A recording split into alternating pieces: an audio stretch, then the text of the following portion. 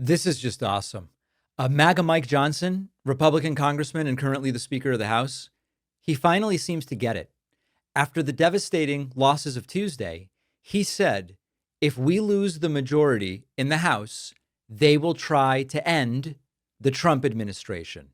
He's not grandstanding. He is afraid.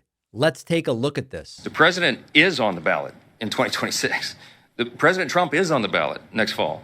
Because if we lose the majority, if the Republicans, the common sense people here who are doing the job for the American people, if we lose the majority in the House and this radical element of the Democrat Party were able to take over, we've already seen that movie.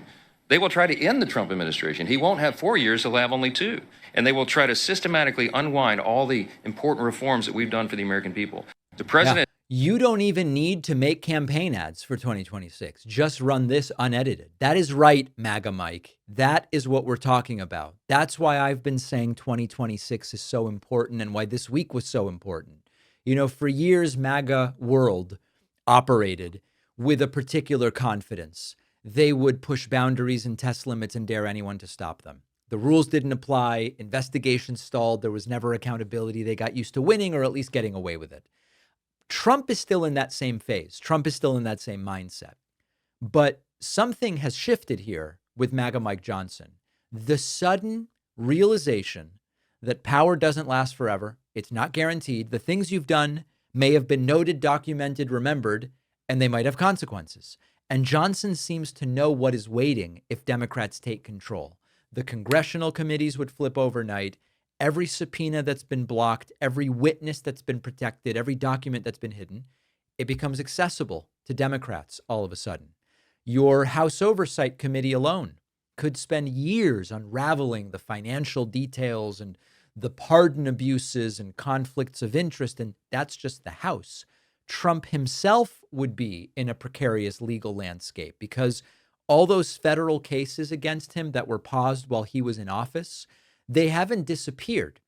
And there are state charges that aren't subject to presidential pardon. The civil judgments are piling up. And so the guy who has seemed untouchable could be, I mean, listen, I'm not going to blow smoke up your nose. I don't think Trump will ever see a day in prison. But taking control of the House back when Trump still has 2 more years in office has the real possibility of making it very unpleasant for him. I mean, just really unpleasant, especially when he doesn't have allies controlling the House of Representatives. So this is what terrifies them. It's not just Trump having diminished power. It's what are the consequences going to be? For 4 years during Trump's first term, getting closer to a year of the second term, Democrats have watched mostly in frustration as the norms are shattered and the guardrails are failing and all of it. But something has been learned from the experience, which is institutions only work if people are willing to use them. And Democrats are willing to use institutions when they control them. There's talk of investigation about January 6th pardons, which I think would be great. There is talk of looking into why did people who attack police officers walk free thanks to Donald Trump? There's questions about foreign payments and business deals that ethics experts have been flagging, and some of it involves Jared Kushner, and there's a whole bunch of this stuff. These don't have to be hypotheticals. Right now, they're plans. I've spoken to members of the House off the record. They are plans waiting for the moment that Democrats have the authority to execute them. Now, it might come, but not until 2028. That would be less useful. Trump will be even older, and it would be great to do it while Trump is president. The MAGA response since Tuesday has been fascinating. It's not denial anymore. It's not we did nothing wrong. It's they are going to end his presidency if this is replicated, if this Tuesday is replicated next November. So Johnson's warning his side. We have to win because if we don't, they're going to do to us what we actually want to be doing to them. So that's the quiet part. Mike Johnson understands it.